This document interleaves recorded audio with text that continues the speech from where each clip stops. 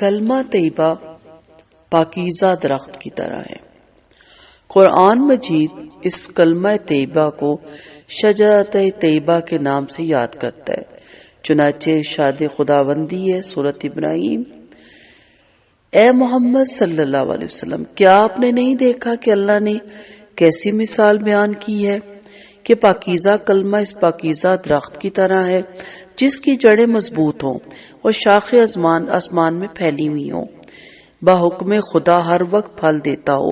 اور اللہ تعالیٰ لوگوں کے سامنے مثالیں بیان کرتا ہے تاکہ وہ یاد رکھیں۔ اور ناپاک بات کی مثال اس گندے درخت کی طرح ہے کہ جس کو زمین کے اوپر ہی سے اکھاڑ کر پھینک دیا گیا ہو اور اس کو ٹھہراؤ نہ ہو۔ ایمانداروں کو دنیاوی زندگی میں بھی اور آخرت میں بھی اللہ تعالیٰ پکی بات پر قائم رکھتے ہیں اور ظالموں کو گمراہ چھوڑ دیتے ہیں، اور جو چاہتا ہے کرتا ہے، یعنی وہ مالک اور مختار ہے۔ اب آپ یہاں دیکھیں کہ کلمہ طیبہ سے مراد کیا ہے۔ کلمہ طیبہ سے مراد بحکم حدیث لا الہ الا اللہ محمد الرسول اللہ ہے۔ حاصل تمثیل یہ ہے کہ کلمہ طیبہ اس درخت کی مانند ہے جس میں 4 اوصاف ہوں۔ پڑھنے والے میں بھی یہ 4 اوصاف ضرور آنے چاہیے۔ شکل و صورت، لذت اور خوشبو، نفع سایہ اور پھل اور پھول کے لحاظ سے عمدہ ہو۔ پھر اس کی جڑیں زمین کے اندر جمی ہوئی ہوں کہ آندھیوں کا مقابلہ بھی کر سکیں۔ پھر اس کی شاخیں اور پتیاں خوب بلند اور پھیلی ہوئی ہوں۔ اور پھر چوتھی اس کی صفت، اس میں پھل ہمیشہ آتے ہیں اور ہر وقت رہتے ہیں، کسی وقت یہ خالی نہ ہو۔ ایسا درخت بہترین درخت ہوتا ہے۔ ایسی درخت کی طرح کلمہ طیبہ بھی ہے، اس کے اندر بھی 4 اوصاف موجود ہیں۔ نمبر 1، اس کے اندر جو لذت اور کیف ہے وہ اصحاب ذوق سے پوچھئے۔ دنیا کی بہترین مادی غذاؤں میں وہ کیف نہیں ہو سکتا جو اس کو پڑھنے میں ہے۔ پھر نمبر 2، کلمہ طیبہ کلمہ حق ہے اور حق کی جڑیں مضبوط ہیں۔ یہ کلمہ صداقت ہے اور صداقت ناقابل زوال ہے۔ یہ کلمہ نور ہے اور نور کی بنیاد نفوس قدسیہ میں ثابت ہوتی ہے۔ جس کو ہوا اور ہوس کا کوئی جھونکا اور شیطانی وسوسوں کی کوئی آندھی اپنی جگہ سے نہیں ہلا سکتی۔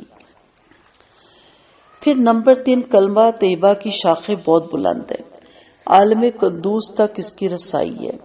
عمل صالحہ، اقوال صادقہ اس کی شاخیں ہیں، اور ان شاخوں کو روزانہ صبح شام آسمانوں کے فرشتے اٹھا کر دربار الہی تک لے جاتے ہیں۔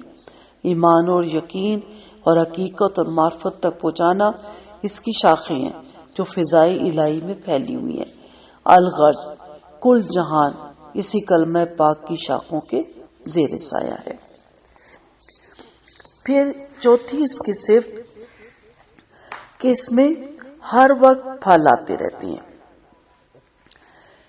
کلمہ طیبہ کا پھل، اس کو پڑھنے سے دنیاوی بھی 3 فائدے ہیں، بلکہ دنیاوی بھی نہ کہ انسان کے لیے 3 فائدے ہیں۔ کلمہ طیبہ کا پھل ہر وقت دنیا میں بھی اچھا ملتا ہے اور آخرت میں بھی اچھا ملے گا۔ رزق میں برکت، دولت، عزت، حکومت اور عروج اور ترقی، یہ اس کے دنیاوی اور مادی فائدے ہیں۔ پھر اللہ تعالیٰ کی جو معرفت ہے، اللہ سے جو محبت ہے، حقائق کا جو علم ہے، انوار تجلی جو انسان کو اکثر نظر آتا ہے اللہ کا، وہ روحانی پھل ہے۔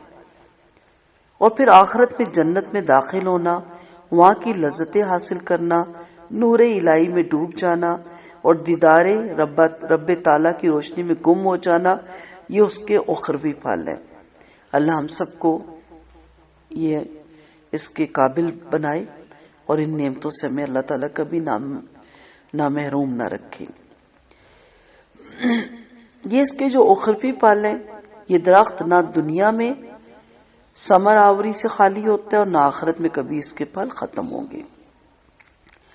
یہ تو کلمہ طیبہ کی مثال تھی۔ اب کلمہ خبیثہ یعنی کلمہ شرک، تو اس کی مثال ایسی ہے جیسے کوئی بد شکل درخت ہو جس میں نہ زیادہ سبزی ہو، نہ اچھے پھل ہو، نہ خوشبو ہو، نہ اچھا مزہ ہو، نہ اچھا پھل ہو، نہ خوشبو ہو، نہ اس کا سایہ ہو اور نہ کوئی اور فائدہ، پھر اس کی جڑیں بھی اوپر رکھی ہوں، جمی ہوئی نہ ہو اور ہوا کے معمولی جھونکے اسے جڑ سمیت گر پڑے۔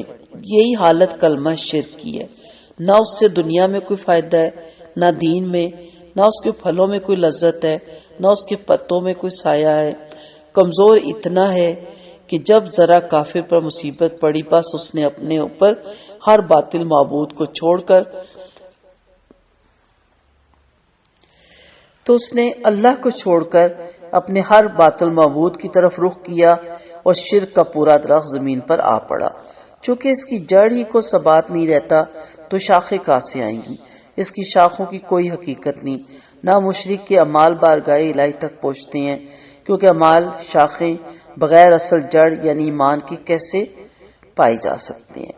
ام المومنین حضرت عائشہ رضی اللہ عنہ فرماتی ہیں، میں نے کہا یا رسول اللہ صلی اللہ علیہ وسلم، اس امت کا امتحان قبروں میں ہوگا اور ایک ضعیف عورت جو ہے اس کا کیا حال ہوگا؟ آپ صلی اللہ علیہ وسلم نے فرمایا یہ آیت یثبت اللہ الذین آمنوا بالقول الثابت فی الحیات الدنیا تلاوت فرمائی، یعنی وہاں پہ عمر کے ساتھ نہیں، اس کلمے کے ساتھ سارا معاملہ ہوگا۔ حضرت عثمان بن غفان رضی اللہ عنہ کی روایت ہے کہ آپ صلی اللہ علیہ وسلم جب میت کے دفن سے فارغ ہوتے تو وہاں ٹھہر جاتے اور فرماتے اپنے بھائی کے لیے استغفار کرو اور اس کے لیے دعائے تثبیت کرو کیونکہ اس وقت اس سے سوال کیا جائے گا۔ دعائے تثبیت ثابت قدم رہنے کی دعا۔ حضرت برارہ بن اعظم رضی اللہ عنہ کی روایت ہے آپ صلی اللہ علیہ وسلم نے فرمایا جب مومن سے قبر میں سوال کیا جاتا ہے تو وہ شہادت دیتا ہے لا الہ الا اللہ محمد الرسول اللہ، یہی مضمون ہے یثبت اللہ الذین آمنوا، بخاری کی یہ روایت ہے۔ تو یہ کلمہ قبر میں ثبات دے گا، اسی پہ سارے اعمال نامے تولے جائیں گے۔ ایک لمبی حدیث کا ترجمہ ہے جس میں دیگر بہت سی فضیلتوں کے ساتھ کلمہ طیبہ کی فضیلت بھی بیان کی گئی ہے۔ آپ صلی اللہ علیہ وسلم نے فرمایا گزشتہ شب میں نے عجیب و غریب باتیں دیکھی۔ میں نے اپنی امت کے ایک شخص کو دیکھا کہ عذاب کے فرشتوں سے گھیر رکھا ہے، اس وقت اس کا وضو آتا ہے اور اس کے ہاتھوں سے اسے چھڑا لے جاتا ہے۔ اپنے ایک امتی کو میں نے دیکھا شیاطینوں سے پریشان کر رکھا ہے، اتنے میں اس کا ذکر الہی آتا ہے، اسے بچا لے جاتا ہے۔ میں نے اپنی امت کے ایک شخص کو دیکھا قبر کے عذاب اس کی طرف بڑھ رہے ہیں، اتنے میں اس کی نماز آتی ہے، اسے چھڑا لے جاتی ہے۔ میں نے اپنے امتی کو دیکھا پیاس کے بارے زبان بال نکل رہی تھی، رمضان کے روزے آئے اور اس کو پانی پلا کر آسودہ کر دیا۔ میں نے اپنی ایک امتی کو دیکھا اسے اگلے اور پیچھے سے دائیں بائیں طرف سے اوپر نیچے سے اس کو ظلمات اور اندھیرے گھیرے ہوئے تھے کہ اس کا حج اور عمرہ آیا۔ میں نے اپنی ایک امتی کو دیکھا کہ اس کی روح قبض کرنے کے لیے ملک الموت آیا، لیکن اس نے اپنے ماں باپ کی جو خدمت کی تھی وہ کام آ گئی۔ میں نے اپنے ایک امتی کو دیکھا کہ وہ مومنوں سے بول رہا تھا لیکن مومنوں سے جواب نہیں دیتے، اتنے میں اس کی صلہ رحمی نے آ کر کہا یہ تو رشتے ناطے جوڑنے والا تھا، سو سب نے اس سے بات کرنا شروع کر دی۔ میں نے اپنی امتی کو دیکھا کہ نبیوں کے حلقوں میں آتا ہے لیکن ہر حلقے سے پردہ ہٹا دیا جاتا ہے، اس وقت اس کا پاک صاف رہنا، طہارت ہمیشہ رکھنا آیا اور اس کو ہاتھ پکڑ کر اس کے پاس بٹھا گیا۔ میں نے اپنی ایک امتی کو دیکھا وہ آگ کے شعلوں کو اپنے منہ سے ہٹا رہا تھا، اتنے میں اس کا صدقہ خیرات آیا اور اسے بچا لے گیا۔ میں نے اپنی ایک امتی کو دیکھا عذاب کے دروغہ اس کے پاس آگے اس کا بھلائی کا حکم دینا اور برائی سے روکنا اسے چھڑوا کر لے گیا۔ میں نے اپنے ایک امتی کو دیکھا کہ اسے آگ میں ڈالا جا رہا تھا، اتنے میں اس کے آنسو آگے جو خوف الہی سے بیاں کرتے تھے انہوں نے اس کو بچا لیا۔ میں نے اپنی امتی سے ایک شخص کو دیکھا اس کی نیکیوں کا پلڑا ہلکا ہو رہا تھا، اتنے میں اس کے جو چھوٹے بچے انتقال کر گئے تھے وہ آئے اور اس نیکی کے پلڑے کو انہوں نے بوجھل کر دیا۔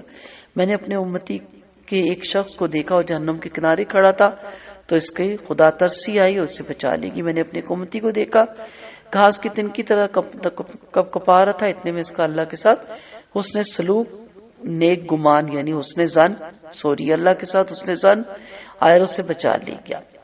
ایک امتی کو میں نے دیکھا کہ پل صراط پہ جم نہیں سکتا، کبھی گرتا ہے، کبھی اٹھتا ہے، کبھی گھٹنوں میں سرکتا ہے، اتنے میں درود پاک پڑھنا آیا اور اس کو ہاتھ پکڑ کے پل صراط سے پار کر گیا۔